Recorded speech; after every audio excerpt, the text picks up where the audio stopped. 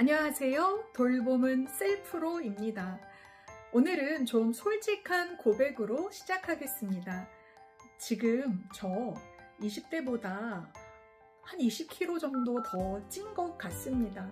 우리 남편이 뭔가 다른 여자랑 살고 있는 기분이 아닐까 그런 생각도 듭니다. 먹는 걸 엄청 많이 좋아하는 것도 아니고요. 그냥 열심히 일하면서 밥 먹고 잠 자고, 그런데 어느 날부턴가 옷이 거의 맞지 않는 거예요. 특히나 강의할 때 자켓을 많이 입는데 자켓이 이렇게 벌어지고요. 바지는 허벅지에서 딱 걸려서 더 이상 올라가지도 않고, 거울 앞에 서면 이 사람 누구지? 그런 느낌 혹시 알고 계신가요? 저희 남편도 마찬가지인데요. 저희 남편 30대 초반에 결혼했는데 그때에 비하면 한 15kg 정도 더 찐 것 같습니다. 근데 우리 남편은 정말 열심히 운동하거든요. 집에서도 근력 운동도 하고 이렇게 자전거도 타고 헬스도 일주일에 3-4번 3시간씩 열심히 하는데 왜 점점 살이 찌는 걸까요? 배가 볼록한 아저씨가 되는 걸까요? 오늘 그 이유를 제대로 풀어보겠습니다. 의지력 문제가 아니에요. 운동 안 해서 게을러서 그런 것도 아닙니다. 우리 몸에서 일어나는 진짜 이야기예요. 살이 찌면 몸만 아프고 불편한 게 아니죠. 우리 몸과 마음에도 어떤 영향을 주는지, 또 중년에 맞는 관리법까지 함께 이야기 나눠보겠습니다. 왜 중년이 되면 살이 찌는 걸까요?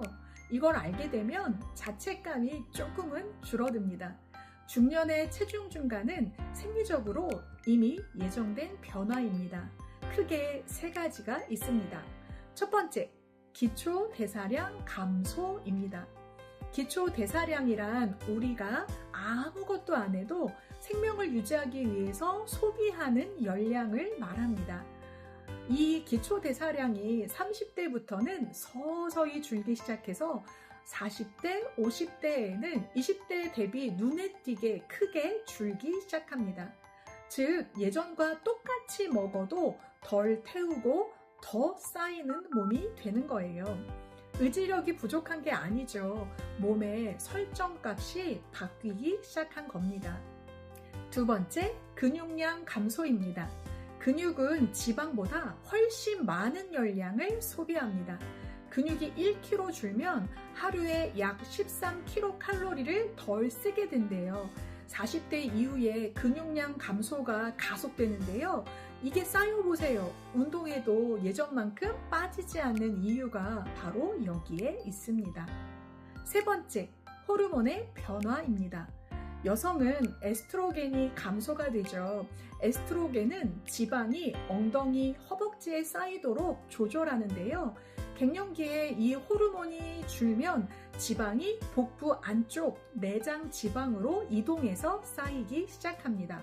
체중은 같아도 배만 나오는 이유입니다. 그리고 기초 대사량도 함께 떨어지게 됩니다. 남성은 테스토스테론이 감소되는데요. 이 남성 호르몬 테스토스테론은 근육량을 유지하고 지방 분해에 관여합니다.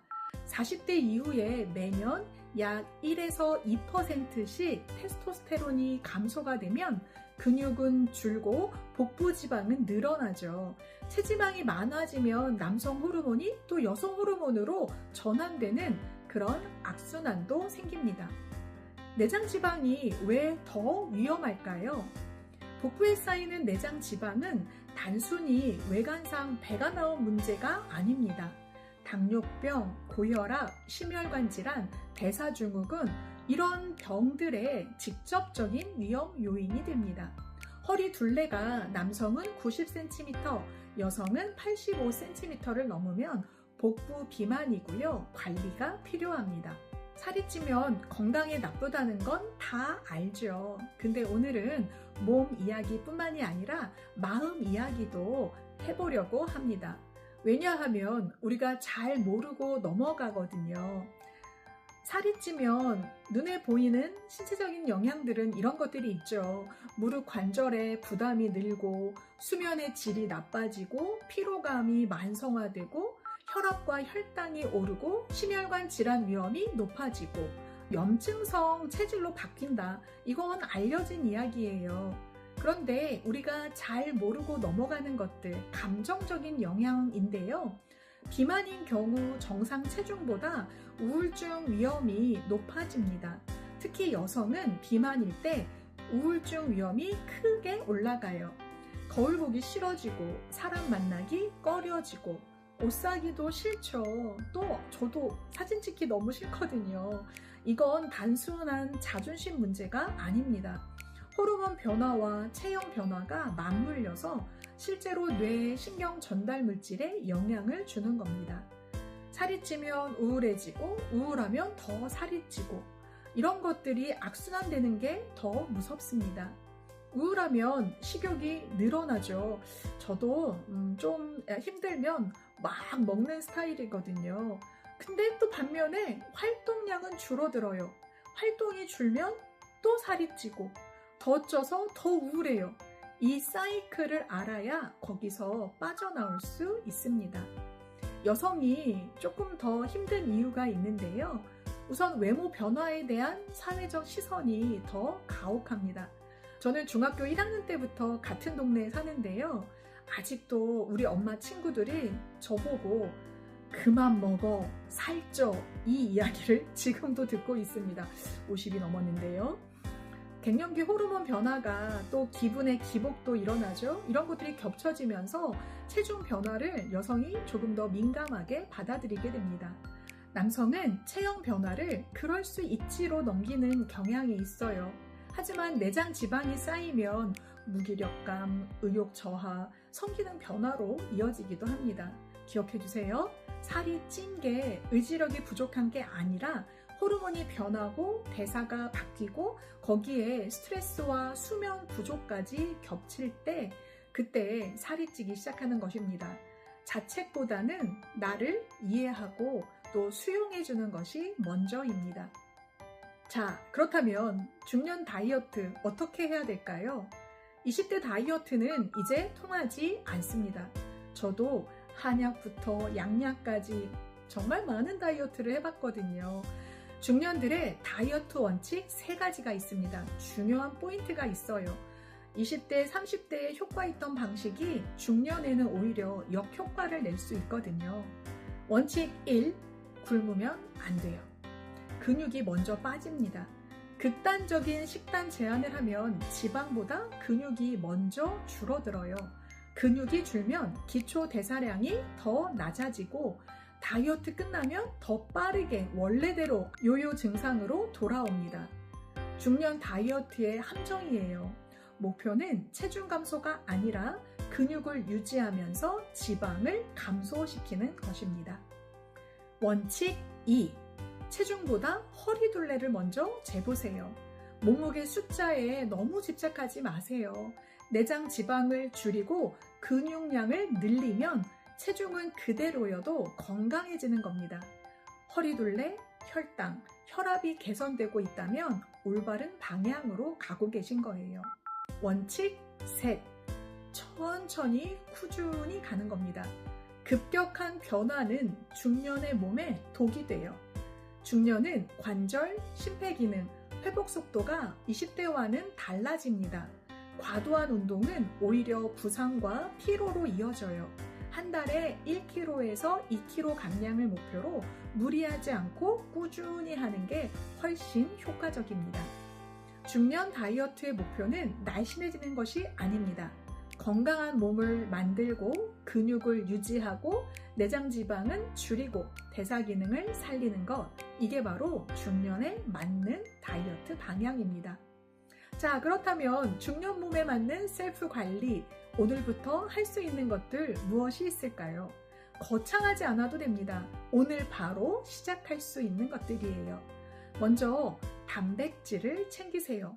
매 끼니마다 달걀, 두부, 생선, 닭가슴살, 이런 단백질을 한 가지씩, 근육 유지의 핵심입니다.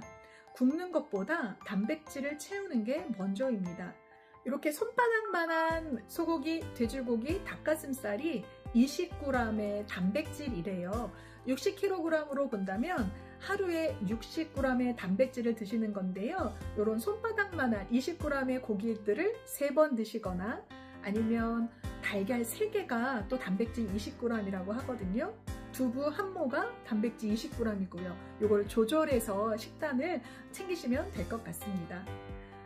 근력 운동도 주 2, 3회 하시는 거예요. 스쿼트, 계단 오르기, 벽 대고 푸시업 하는 것처럼 가벼운 것부터 한번 시작해 보세요.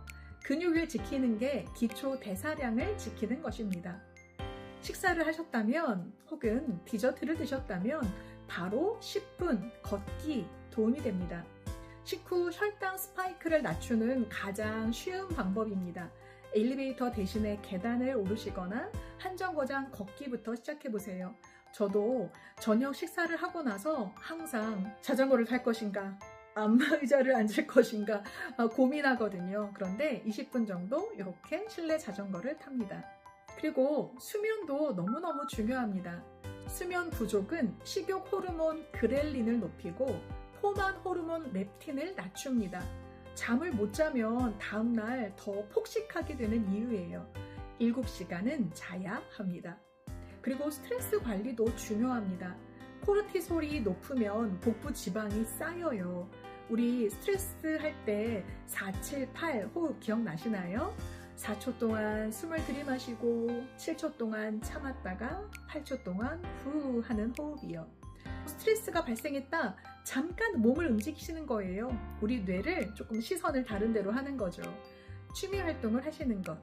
스트레스 관리가 또 체중 관리가 되기도 합니다.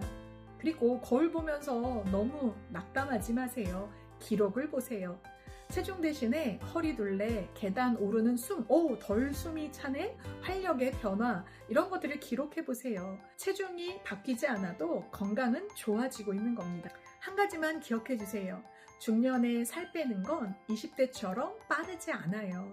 한 달에 1kg 줄었다면 그게 성공입니다. 꾸준함이 유일한 방법입니다. 오늘 이야기 어떠셨어요? 저는 오늘 영상 촬영 대본 쓰면서 좀 위로가 됐어요. 아, 내가 게으른 게 아니었구나. 의지력이 없는 게 아니었구나. 내 몸이 바뀐 거였구나 하는 위로요. 물론 그렇다고 살찐 몸을 그냥 둬도 된다는 말은 아니에요. 내장 지방은 우리 건강에 진짜 큰 영향을 줍니다. 근데 자책하면서 시작하는 관리는 오래 못 갑니다. 나를 이해하는 것에서부터 시작해야 꾸준히 나를 돌볼 수 있습니다. 자책 말고 이해부터, 이해해야 바꿀 수 있습니다. 오늘의 숙제 3가지. 하나, 오늘 저녁 식후 딱 10분만 걸어보세요. 같이 한번 해봐요. 걷거나 자전거를 타거나. 2, 내일 아침 식사에 단백질 하나 추가해보기. 집에 있는 달걀, 두부, 닭가슴살 다 좋습니다. 3, 댓글에 나의 중년 살찐 부위 여기에요 한번 나눠보기. 혹은 나만의 관리법 공유해주세요. 같이 고민해보고 위로하고 웃어보죠. 다음 편에서 또 뵙겠습니다. 돌봄은 셀프로 함께해요. 감사합니다.